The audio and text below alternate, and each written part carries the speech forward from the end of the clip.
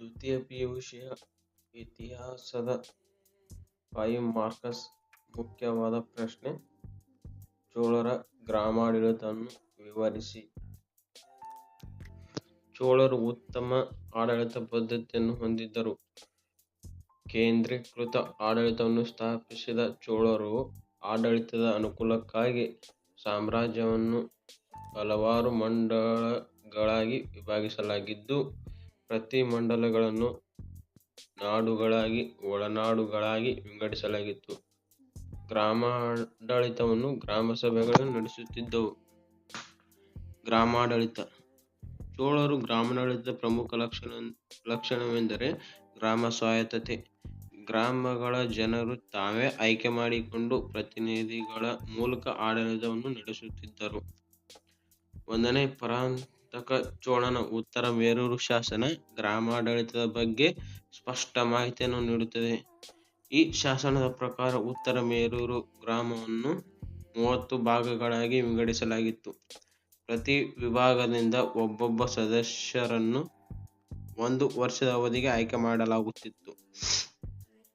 ಕುಡುವಲಿ ಅಂದರೆ ಅದೃಷ್ಟ ಎಂದು ಕರೆಯುತ್ತಿದ್ದರು. ಈ ಮೂಲಕ ಆಯ್ಕೆ ಆಗುತ್ತಿದ್ದರು. ಆಯ್ಕೆಯಾದ ಪ್ರತಿನಿಧಿಗಳು ವಾರ್ಷಿಕ ಸಮ್ಮತಿ, ಉದ್ಯಾನ ಸಮಿತಿ ಮತ್ತು ಕೆರೆ ಕಟ್ಟೆಗಳ ಸಮಿತಿಗಳಲ್ಲಿ ಕಾರ್ಯ ನಿರ್ವಹಿಸಬೇಕಿತ್ತು. ಈ ಸಮಿತಿಯನ್ನು ವರಿಯಂ ಎಂದು ಕರೆಯಲಾಗುತ್ತಿತ್ತು. ಈ ಸಮಿತಿಗಳು 360 ದಿನಗಳ ಕಾಲ ನಿರ್ವಹಿಸುತ್ತಿದ್ದವು.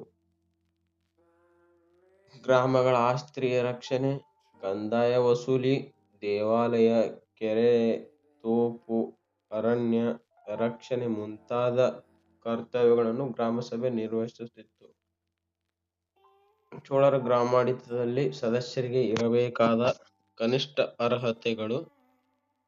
1ನೇ ಲಕ್ಷಣ, ಅಭ್ಯರ್ಥಿಯು ಕನಿಷ್ಠ 1.2 ಎಕರೆ ಕೊಡುವ ಭೂಮಿಯನ್ನು ಹೊಂದಿರಬೇಕು. 2ನೇ ಅರ್ಹತೆ, ಸ್ವಂತ ನಿವೇಶನದಲ್ಲಿ ಕಟ್ಟಿಸಿದ ಸ್ವಂತ ಮನೆಯಲ್ಲಿ ವಾಸವಾಗಿರಬೇಕು. 3ನೇ ಅರ್ಹತೆ, 35ಕ್ಕಿಂತ ಹೆಚ್ಚು, 70ಕ್ಕಿಂತ ಕಡಿಮೆ ವಯಸ್ಸಿನವರಾಗಿರಬೇಕು. 4ನೇ ಅರ್ಹತೆ, ವೇದ ಬ್ರಾಹ್ಮಣಕಗಳ ಹಾಗೂ ವ್ಯಾವಹಾರಿಕ ಜ್ಞಾನವಿರಬೇಕು. 5ನೇ ಅರ್ಹತೆ, ಉತ್ತಮ ಚಾರಿತ್ರ್ಯ ಉಳ್ಳವನಾಗಿರಬೇಕು. ಚೋಳರ ಗ್ರಾಮಾಡಳಿತದ ಅನರ್ಹತೆಗಳು. 1ನೇ ಅನರ್ಹತೆ, ಕಳೆದ 3 ವರ್ಷಗಳ ಕಾಲ ಸತತವಾಗಿ ಯಾವುದೇ ಸಮಿತಿ ಸದಸ್ಯನಾಗಿದ್ದರೆ ಪುನರಾಯ್ಕೆಗೆ ಅನರ್ಹ. 2ನೇ ಅನರ್ಹತೆ, ಸಮಿತಿಯಲ್ಲಿದ್ದು ಲೆಕ್ಕಪತ್ರಗಳನ್ನು ಸಲ್ಲಿಸದವರು ಅನರ್ಹರು.